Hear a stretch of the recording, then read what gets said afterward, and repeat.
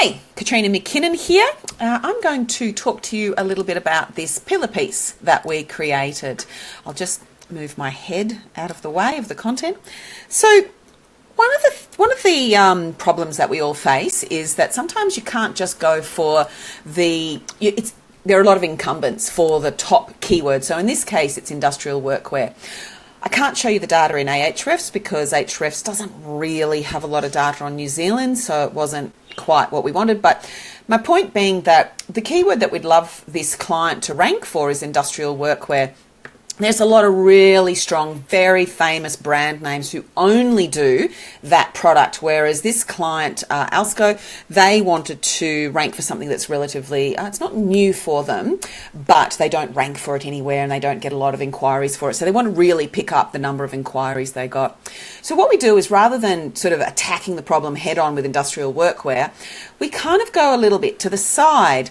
So we knew that people were searching for size charts, for example. So really common thing that I've noticed over the years is that for anyone who's in clothing, any kind of apparel, people love searching for size charts, and it's relatively easy to show up and rank for size chart with whatever head term that you're looking for.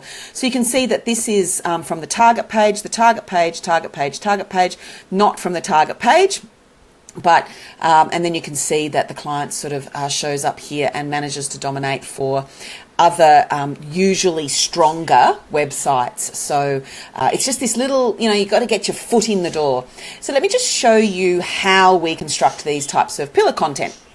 So we find that sometimes you can hijack the thumbnail in a related question. So sometimes Google will place a thumbnail from a different website into the related question answer, into that knowledge panel in there. So we very deliberately create an image that if I was to shrink that down to the thumbnail size that appears in the Google SERP, it's actually readable. The text is readable at that size. That's why it's a little bit bigger.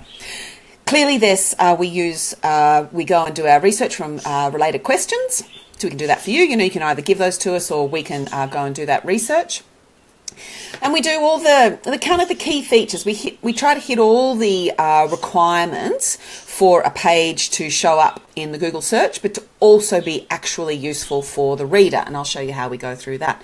So, there's a couple of little bold bits in here, very short paragraphs, which makes it easy to digest. We've got a table of contents in through here, which gives Google the understanding that we've got sections right up the top so that it's possible for us to get indexed. So if we were to, type in how do you size workwear, or what's a workwear size chart or whatever, the idea is that Google loves these types of tables and will actually put them into the knowledge panels, so that will show up as well. And that's why it's so high up in the page, is to give the audience an answer as well as for Google.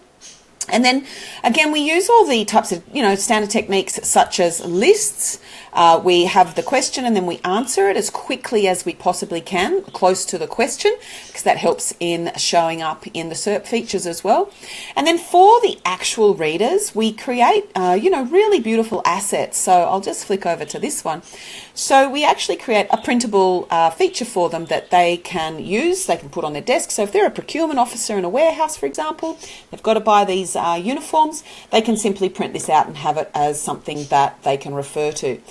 The beautiful thing about all the visual assets that we make is that we can transition from the online world to the offline world. So you can easily imagine the target customer as a procurement manager in a warehouse or an HR manager who's responsible for procuring garments for the workforce. You can easily imagine that they print this out and they put it on their desk or they stick it on their wall.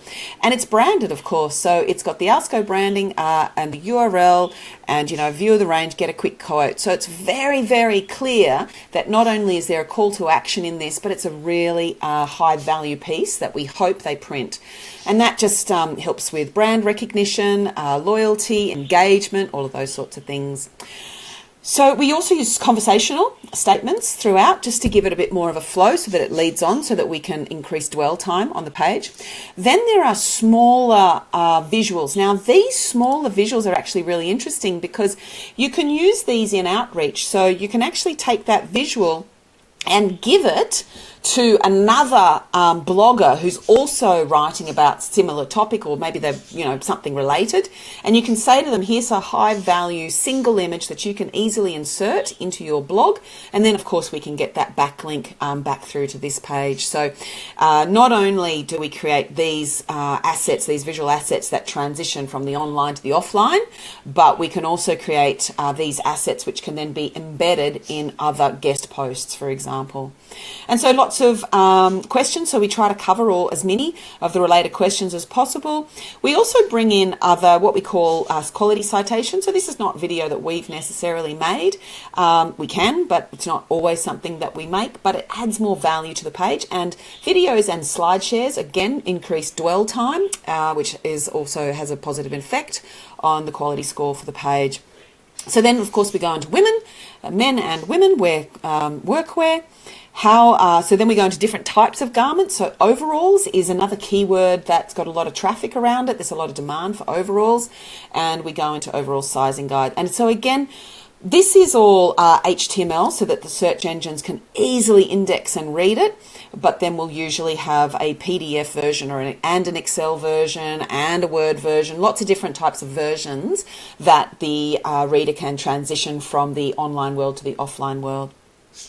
Then we add in other assets. So to make it even stickier and to sort of show that, we really value the reader's time, we can offer other assets such as these posters. So we create a whole bunch of workplace safety awareness posters. So if the reader doesn't necessarily print out the sizing guide, they might be interested in printing out these types of safety posters, because again, they might have a KPI in their job role to distribute safety messages amongst workers. It's very common in corporate for safety to be a highly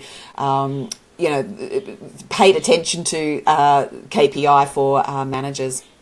And then we show, free printable workplace safety signs and posters. So again, this is another keyword in the search engines that these types of customers will often search for: an HR manager or a procurement manager or a warehouse manager. So a little bit more. This also, keep in mind that this allows us to pack in a lot more content on the page. And then with any good pillar post, the customer's product is also mentioned so that the client can actually click through and say, not only can I get the size charts, but I can also actually order the product from, the target client for us. A few more bits and pieces. So a couple more authority citations, nice CTA. We also can back it up with some testimonials, etc. And so that's basically how we put together a pillar post. The key points are that thumbnail is really important for hijacking the SERP position. We've got a lot of related questions as the subheaders and the headers. We use table of contents.